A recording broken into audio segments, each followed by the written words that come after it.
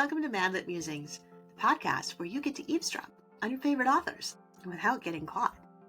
I've been stoked to have authors like Angela Hunt, Bill Myers, Nicole Deese, Tessa Afshar, comedian Bob Smiley, and more on the show, and this year I have another great lineup of storytellers and truth-sayers. If you love to eavesdrop at coffee shops like I do, this is the podcast for you. It's where we get real, we get tough, we laugh, and we might even cry. It's where we meet authors on a different level, where every story and podcast episode has its own heartbeat. So hang out with me today. I'm Jaime Wright, your host at Madlit Musings. This is your podcast for real chats with real authors about real life.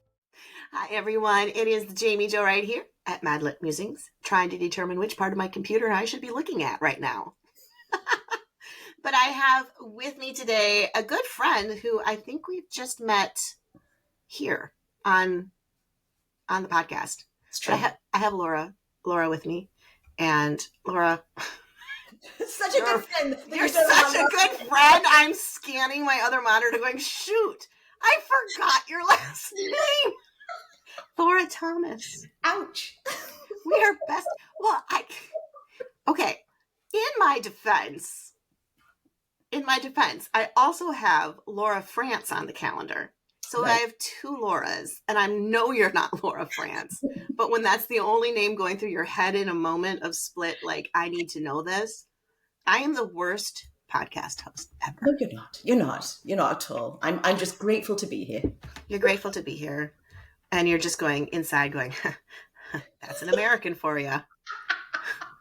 I'm saying nothing. Rude and tactless. They don't even know the name of their podcast visitors. Hey, at least I knew your first name. You did. We'll go with that. Mm-hmm. I'm sure any Laura would be grateful to be on this podcast. Grateful not to be on this podcast. Well, Laura Thomas and I'm going to say your name like all the time now so people know which author they're supposed to look up when the podcast is over. Thanks. But Laura Thomas is our guest here today. She has been on before, so welcome back. Thank you. And we're here to talk about, see, look at me, I'm getting all like podcasty now. No, it's not working. I can't do it. I think I just lost 20 subscribers. Okay. Laura Thomas, do tell us a little bit about yourself, and I'm just going to be quiet. Okay. All right. Well, my name is Laura Thomas. Is it? Yes, it is. And I live in British Columbia, Canada. I'm English originally, lived half my life in the UK, half my life in Canada. I am a mum of 3 grown, wonderful kids. I am nanny to 2 beautiful granddaughters. And I am an author. I love it. Oh, and I have a wonderful husband. I always forget to talk about wonderful husband. I think it's just kind of assumed. It's kind of assumed at this point, but you know. No, I should just clarify. Yeah. Which I should say. Can I say that you guys met when you were young? 14. Yeah, 14. I started dating when I was 14, and we just last week had our 37th wedding anniversary. I love that. That's kind of like the ultimate romance story, like your childhood love. I should write a book about that. You should. It's like puppy love. Just I know. Your whole life. You never had to leave puppy love. I know. Isn't that nice? I love that. Thanks. I left puppy love. Then I married my worst enemy. So, my life, my life is an enemies to lovers trope, and yours is the puppy love trope. If we were romance novelists, okay, but nice. You don't just write romance; you write like mystery, romantic suspense. Yes. See. Yes, we've got to have the suspense in there as well. Yes. Yeah. See, this is why we get along so well, Laura Thomas. Okay, so when we had you on before, we talked about a book because I'm also forgetting the title of that book because I'm thinking of the title of this book now and everything's merging in my head. That's okay. I'll remind you, it was Captured in Frame. I really feel like we should start this interview over. I'm not going to. No, we're keeping it real. It's okay. Oh, it's real. It's real. It's really real. Okay, so that one's called Captured in Frame. Book 1, yes. Book 1, yes. And I actually remember the cover, believe it or not, but I can't prove it because how do you prove what you're seeing in your head? But it was the story about... What did it look like? There was a woman on the front. Good job. See? I'm so good at this. And she had a camera. Oh yeah, good job. Yeah. Yeah. And it was kind of an English countryside, With if I a remember pink correctly. cottage. Remember the I was pink just going to cottage? say there was a house on it. I didn't remember the pink part, but I did remember the house. Mm-hmm. See, we're doing okay. We're doing okay. And she Nice. was one of 3 sisters. Yes, indeed. Yes. And so this is book 2 now. Yes. That's releasing on June 5th, Yeah. called The Final Word, which takes us to the life of the next sister. Sister number 2, indeed. Sister number 2. Yes. Okay, so before we get started, because we've already started, Yeah. but before we get too deep into The Final Word, give us kind of an overview of the series as a whole and these sisters. Sure. Yeah. So it's the Bite of Betrayal series. Okay. And it's set in England, in the idyllic English countryside. They're 3 sisters. So the first story was about Georgia, the photographer. Okay. This book particularly is about Sophie, and she is a writer, a budding author. Okay. And then the third one, which comes out next year, will be about Harriet, and she's a retired ballerina. So they're all very much in the artsy world. Yeah. So there's that theme kind of running through it all. So yeah. So we're now on Sophie, one of the twins, actually. So Okay. book 3, they're the twins. Got it. Yeah. So this is her story, and we actually start off in Paris, which I was going to say we both think is dreamy, do we not? it is kind of dreamy, yeah. Because you did mention that Paris was involved in this, and an opera singer, some Cinderella vibes, and somehow we're fitting suspense and all this. So do give us kind of like the overview of what you can tell us without spoiling it. Without spoiling it. I know, that's the hard part. Sure. Yeah, I know. Well, it starts off in Paris, but we only camp out there for the first maybe 3 chapters or so. Okay. The rest of it is all going to be in England. So fear not, people who are expecting England, we will get there. But I mean, I love Paris, so of course we're going to start there because that's where Sophie has lived for about the last 8 years. Okay. As I said, she's a writer. She's finally got what she's hoping is her big break. So she's written romance, and it's got some attention in England, which is why she's moving over to England to be with her other sisters, actually. Okay. They're originally Canadian. Sorry, I should have mentioned that. They're from Canada originally, and now they're all come over the pond. Okay. Kind of the opposite to what I did. I was going to say, it's kind of a flip of your life, right? Totally. Just to mix things up a little. That's good. Yeah. So she is just kind of wrapping up her Paris life, actually. When we actually start the book, it's the day before her last day in Paris, and she witnesses something horrific, just to start things off. And then the next day is going to be her last day, and she actually, on her last day, falls in love with, it's a love at first sight, just kind of jaw-dropping moment, which she obviously was not anticipating because she's about to leave the country. So anyway, so that happens. So she's kind of like a little all over the place, but she has to go. She's already packed and doing her thing. So she heads to England. Also, this person who she saw originally was her ex-boyfriend, she suspects, who was doing this. So we've got the ex-boyfriend who is going to be causing a lot of trouble just throughout. She thought he was part of her past and done with. It was a horrible, horrible relationship. Okay. But it really does come back to bite her. And there's also this love interest, which opera singer, that's where the opera singer comes in. He's a fantastic, beautiful opera singer named Miles Morgan. And that's a perfect opera singer name. Right. I know, I loved it. So, so we have the romance, we have the suspense because there's a lot of unfinished business. Okay. And we have her trying to start this new English chapter in her life. And she's got all this stuff happening with her ex. Should she pursue this opera singer? He's got his own issues he's dealing with, but he's also fallen for her, like head over heels. So it's a mutual love at first sight. Mutual. Okay. It's one of those crazy, like, cinematic moments of we were meant to be together. Yes. He actually reminds her of her character in her book that she's written. And it's like is he for real? Also, he's dressed up in his opera garb. He's in a prince, he looks just like phenomenal. So there's that. My husband asked me the other day, why don't you ever have like really unattractive people? Protagonists. It's a good question, but we're not going to answer it. Okay, moving on. Yeah, so we'll move on. So he's lovely, she's lovely. It's all going to happen. There's going to be lots of stuff with the sisters because those relationships are already very interesting from book one. So we're going to continue with those, and we've got her pursuing her manuscript, which is very, very exciting, and she realizes she's got to make some very big changes in that manuscript. Oh, okay. That's the whole thing with her twin sister.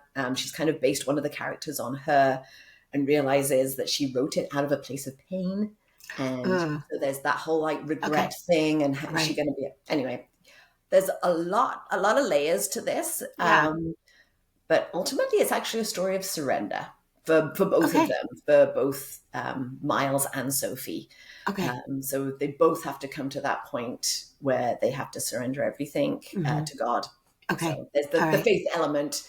That's kind of what's going to be running through it. Right. Right. Well, I love layered stories. I mean, it's always so neat when you have, especially with romantic suspense, you have the suspense, which is one of the big reasons I'll pick up a romantic suspense, obviously, because you want the adventure and the whodunit and all of that. And then obviously you have the romance. But then when you have layered characters with other family things going on and the faith journey and the struggles, it just makes the story so much richer and almost more believable in a way. I was going to say that. There's usually something that will resonate, right? Yeah.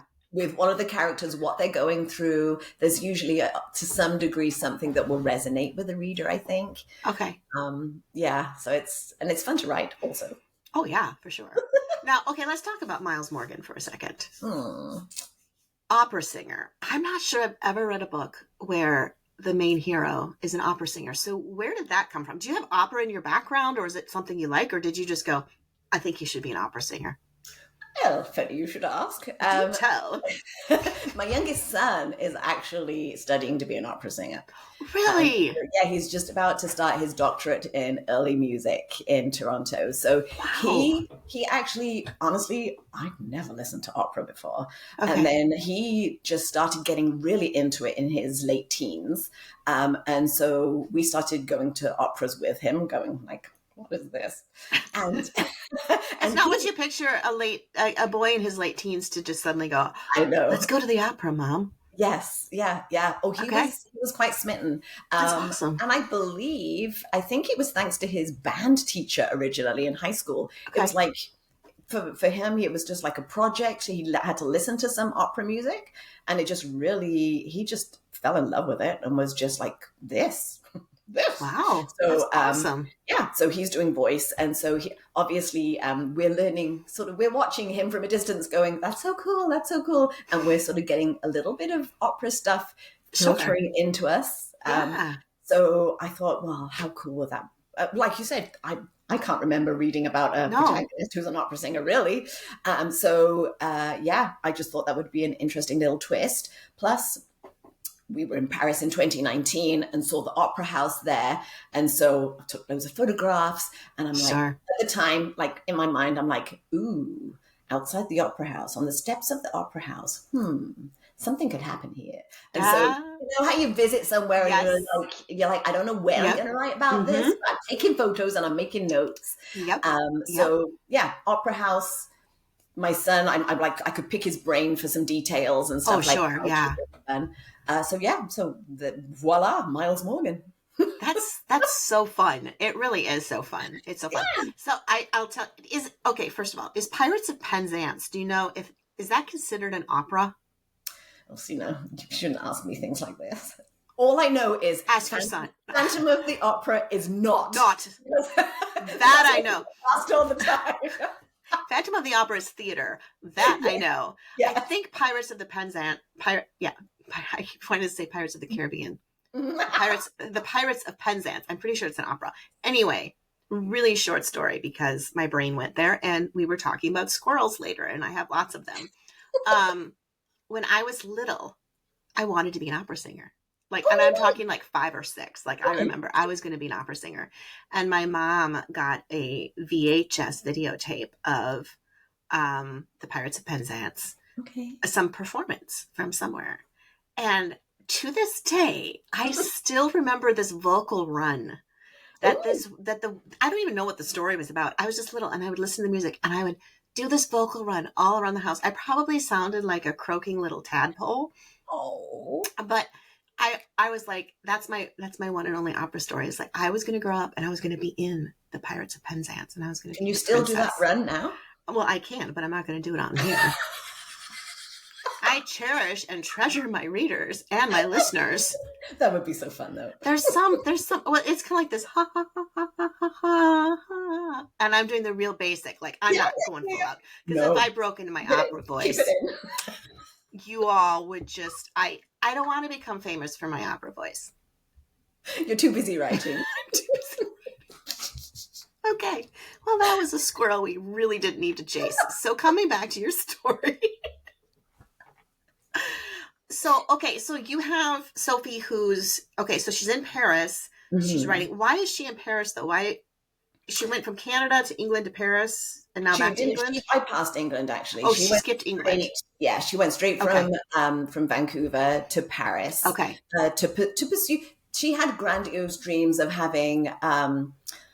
being like a romantic writer in Paris. And that whole thing. Mm-hmm. She wanted to fall in love in Paris. She wanted to live there forever. That was her kind of goal. Okay. And she also worked in the patisserie in a beautiful bakery there. And so she actually got to be quite a decent pastry chef. She was taken under the wing of, we'll meet her boss there just at the beginning. Sure. So hence the baking. There's a lot of food that runs through this book. Am I going to get hungry reading this book? Honestly, you will. Yeah. I love baking. And so we were in Paris. So how could we not do that? Right. Really? Right.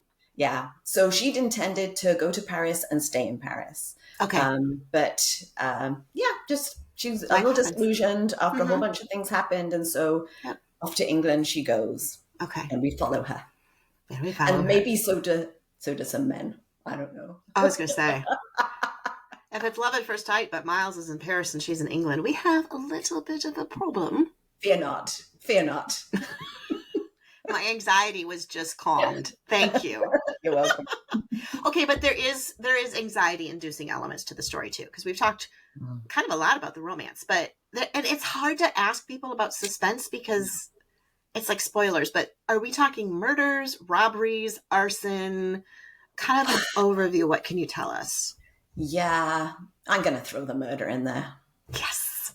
Sorry, I try not to be quite so excited. I know. Oh, a murder. Oh. Yeah, there's murder, there's stalker, there's kidnapping, there's trickery, and he's a piece of work, honestly. Sounds like it. It was tough to write. Because he's so evil? Yeah, he's really nasty. I mean, I do. Okay, I enjoy writing the nasty character, but also I do admit it, Laura Thomas. I do have compassion for my poor girls. Yes. Come on, give them a break. I know. And you just have to keep making their life more and more miserable. Well, that's what you're told, right? As a writer, is like get them into a terrible position and then make it worse. Right. And it's like, I'm so sorry. However, I mean, all my books for the readers, like they will end on a high note. They're stories of hope. Mm-hmm. Just in case you're like, I'm not reading this. It's always stories of hope. And it's always, I have to do the happily ever after. But there might be some little things dangling because I think danglers are good, right? Danglers are good, especially if there's another book coming in the trilogy. Exactly, which there is. Uh-huh. So, So it will be okay. It'll be all right. It'll be okay. Everybody just calm down. Calm down, audience. It's going to be fine. The early reviews are coming in that it's, I couldn't put it down. I had to stay up all night. Those are the best. Yeah. Those are the best. That's awesome. Okay. And so you mentioned the faith element. Let's go there. you mentioned it's about surrender. What made you grab that theme and run with that throughout the story of Miles and Sophie's life? That's such a good question, Jamie Jo. I tried. Every now and then. Every now and then there's a good question that makes sense. No.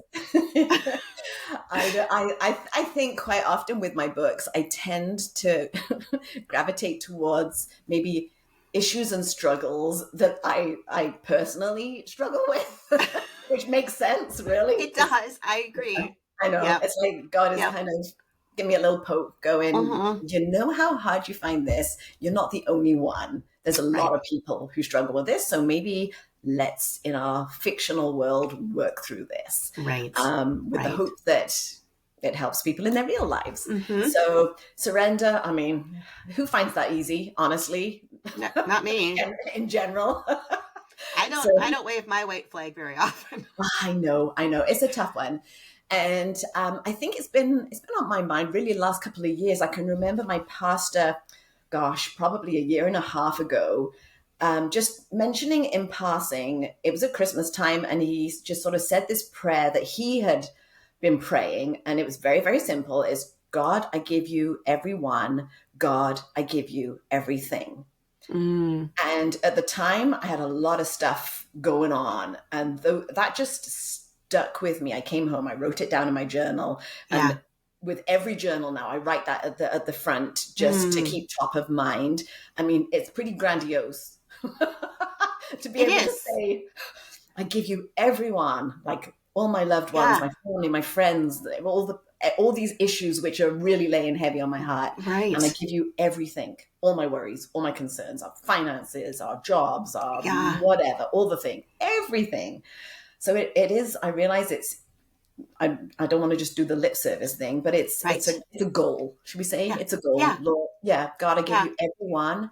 And most mornings I will pray that literally, those words. And for me, I just find such peace. Just being able to remember that God is big. I am not. He's in control. I am not. And that I can give him everything.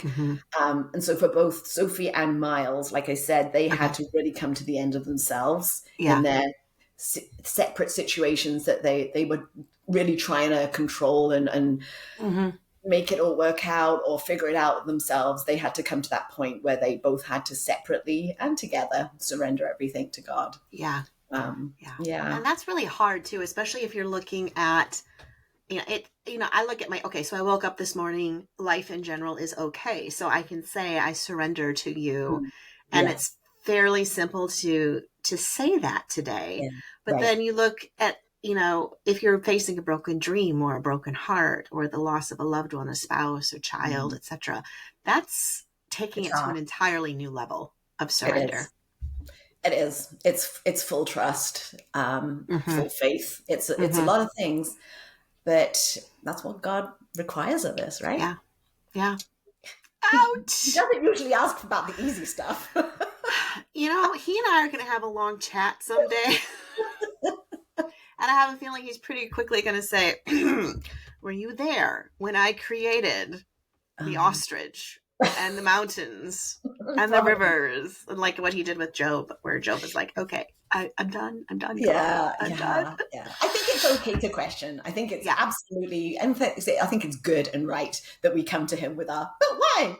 But how? All the things. I mean, he knows our hearts. Yeah. And I think that's how you get to know him too. Absolutely. And that's how you get to be reminded of why you can surrender. Yes. Because he reminds you of the evidence of his ability to handle things, which is funny that I think I somehow can do it better. Isn't that? Yeah. But yeah. Sometimes we have to learn the hard way, I guess. So your characters are definitely going to learn the hard way? Probably. Ooh, they really are, yeah. Especially poor Sophie. I mean, bless her heart. I mean, the series is called Bite of Betrayal. So she really feels betrayed by man and by God. Yeah. In her sort of, I think in hindsight she will look back. Well, she does. In hindsight, she looks back and sees she wasn't betrayed by God ever, but. Yeah. From her sort of darker perspective when she's in the trenches and she sort of but I trusted you with this, God. Did she Mm, really though? Like she yeah. thought she did, but Yeah. she was kind of maybe warping things her own way and not looking at things how she should be. Yep. So, but that whole betrayal thing is a painful process for her for Yeah. sure. Yeah. But yeah, she'll get there. Okay. So the last question I have is probably the deepest and the most important. Ooh. Does she have a favorite pastry from Paris? Well, she actually, there's one that actually does get featured several times in the book, and it's Okay. called, you're going to enjoy this, it's Okay. called opera cake. What is opera It's, cake? it's a thing. You can Google it. For real? I was so excited to discover there's such a thing as opera cake. Why is it called opera cake? Do they serve it at the opera, or does it just have I zero think it's relation because to? it's like very decadent. It's kind of, Okay. it's layers of, I'm actually going to attempt to make it next month. Oh. As a like celebration of the book. Would you like me to come? I'll fly and we could celebrate together. I'm going to give it a whirl. Okay. It's layers of like chocolate and coffee and cream and just like, I think six or eight layers with ganache on the top. And they quite often will pipe like something special on the top of it, O for opera or whatever. So it is a thing, and Wow. I'm going to give it a whirl. But that was something Miles had not heard of either. He had not tried. But yeah, read the book and you'll see. Everybody I'm will not see sure what happens life would ever be the same after after the you've opera tried it. cake. Yeah. I think it would ruin all desserts. I mean, because you've got the three main ingredients in there. You've got cream, you've got chocolate, and you have coffee. I know. I'm actually fairly excited about this. You're going to have to like send me pictures. Oh, I will. I'm sure it will be on the socials. And if you could somehow make the socials a scratch and sniff, that would be great. I'll be scratching and sniffing my computer monitor. Oh my gosh, opera cake. Well, when I asked that question, I didn't realize I was going to get such a phenomenal answer. So thank you. I know. Yeah. Thank you. You were expecting a croissant probably or something. I was, or as I call it here in Wisconsin, a croissant. Oh dear. I know. We are not cultured here in the woods, the backwoods of Wisconsin. You want a croissant with your cereal? And then you said croissant, and I'm like, oh, it sounds so pretty. Croissant. Croissant. Croissant. Yeah, there you go. Croissant. You go say that to your friends. Go on. They'll be like, what are you talking about? They're like, a croissant. Oh! You could start a new wave going around. I could. I'll sound so sophisticated. I'll probably lose friends. They're like, Jamie's too much for us now. Croissant. Croissant? Yeah, there you go. Yeah, you got it. Ah, wow. I'm so proud of myself right now. Okay, while I sit and bask in my successes, do tell how we can find your books and follow your authorships and all of that. For sure. Best place to go is my website, which is laurathomasauthor.com. laurathomasauthor.com. I've got a monthly newsletter. Do sign up. I give away a paperback book of something I've read that I love every single month. And there's always a baking recipe.